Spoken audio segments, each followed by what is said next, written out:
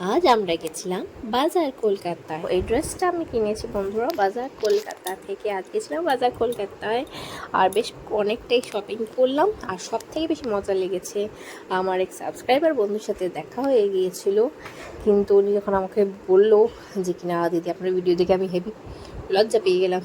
লজ্জা পেয়ে আর কথা বলতেই পারলাম না। তো আমি আপনাকে বলতে চাই, যদি ভিডিওটা দেখছেন তো খারাপ পাবেন না, সরি। আমি একটু লজ্জা পেয়ে যাই আর কি ফাট করে। আর এমনি তো ধ্যানটা বেবির দিকে বেশি থাকে, কারণ ও খিদেও পেয়েছিল, একটু স্বাভাবিক বাচ্চা দুষ্টামি তো করবেই, ঠিক আছে না। আর এই হলো আমরা যখন বেরোলাম তখন আমাদের খুব খিদে পেয়ে গিয়েছিলো।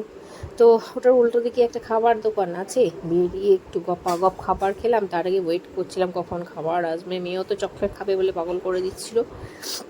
তো চকলেট আছে পাশাপাশি, লক্ষ্যও করিনি। প্রথমেই খাবার অর্ডার করা হলো। মেয়ে বলছে আমি ভিডিও করবো, দাও দাও বলে ক্যামেরাটা ও নিয়ে নিচ্ছিলো। তো তা করতে আবার হাজব্যান্ডের কল আসলো, কারণ ওরা গেছে ঘুরতে সিকিমে, তো সেখান থেকে ভিডিও কল করছিল। তো কথা বলে নিল। আর ততক্ষণ আমার মেয়ে অপেক্ষা করছে কখন খাবার আসবে। আর যেই খাবার আসলো আমরা একদম বাপরে ঝাঁপিয়ে পড়লাম খাওয়ার জন্য। খুব জোর খিদে পেয়েছিল, এতটা চাও থেকে চিন্তায় পড়ে গেছিলাম যে কীভাবে খাবো, কিন্তু তিনজনে মিলে ফিনিশ করে দিলাম।